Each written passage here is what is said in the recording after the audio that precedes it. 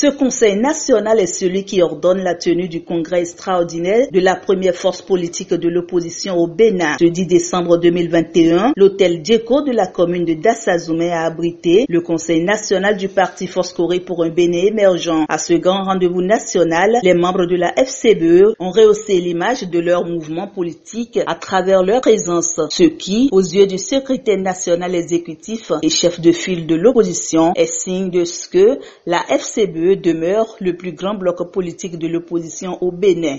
Chers camarades, nous ne sommes pas dans un contexte où il faut faire des discours pompeux, parfois pour attaquer, pour provoquer. Mais à défaut de provoquer, essayons donc d'assurer notre défense. Assurer notre défense, c'est travailler à perpétuer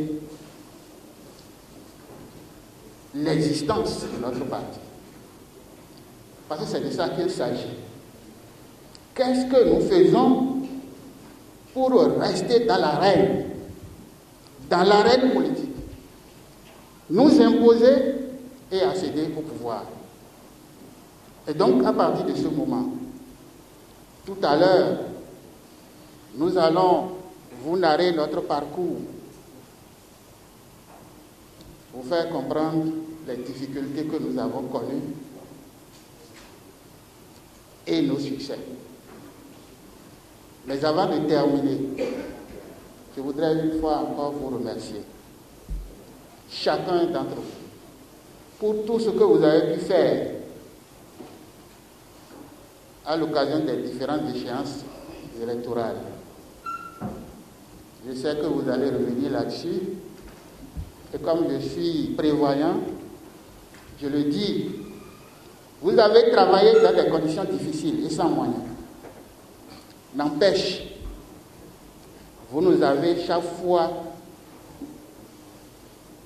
offert des résultats qui nous honorent. Nous avons pu réaliser ce que nous avons réalisé. Que sans moyens, nous soyons parvenus à nous imposer comme la troisième force politique du pays. Mais sur quoi est-ce que nous n'allons pas compter quand nous savons que ceux qui nous quittent ne sont jamais partis avec les électeurs?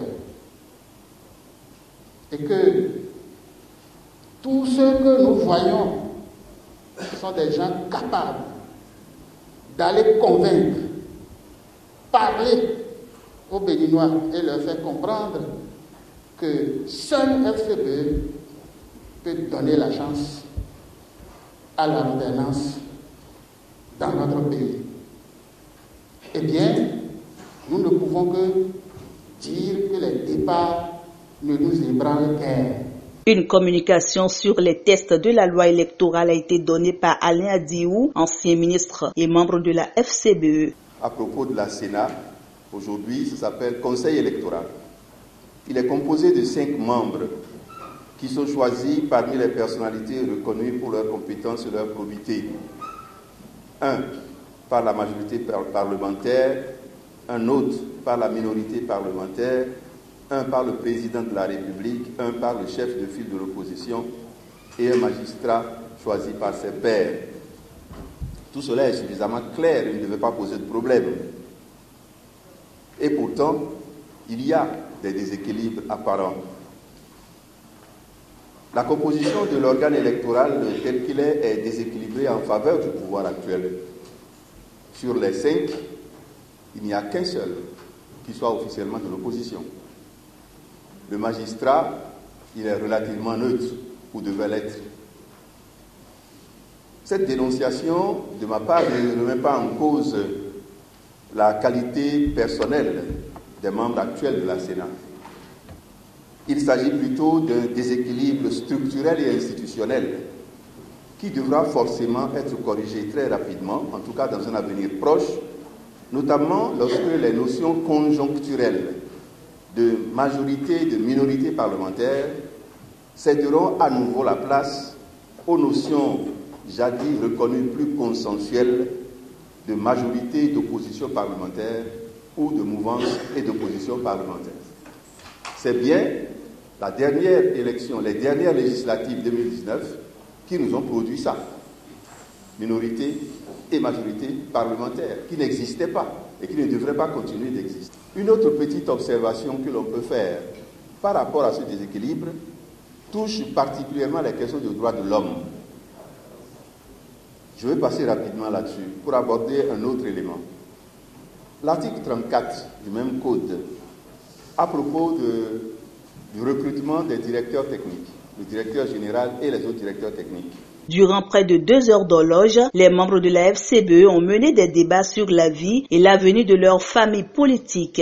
Après ces échanges, ils ont convenu de la tenue du congrès extraordinaire du parti, ce qui donnerait une nouvelle orientation stratégique à ce dernier. Se référant à la décision issue des assises du Bureau exécutif national en date du 13 novembre 2021 et portant organisation du Conseil national, préoccupé par le fonctionnement efficace des instances du parti, de la base au sommet, après les démissions sans motif réel et de certains responsables du parti, décide de la tenue d'un congrès extraordinaire de remembrement des instances de décision, de direction du parti à l'instant des structures de base dans les 24 circonscriptions électorales des communes et des arrondissements. En conséquence, le Conseil autorise la tenue de ce congrès à Dassazoumé le samedi 11 décembre 2021. Ainsi donc, à l'unanimité, les membres de la Force Corée pour un Bénin émergent donneront une histoire plus meilleure à leur parti. Tous les regards sont ainsi fixés vers les conclusions qui seront issues du congrès extraordinaire. Rappelons que c'est sous le thème « La FCBE face aux défis du système partisan » que se tient ces assises de Dassazoumé.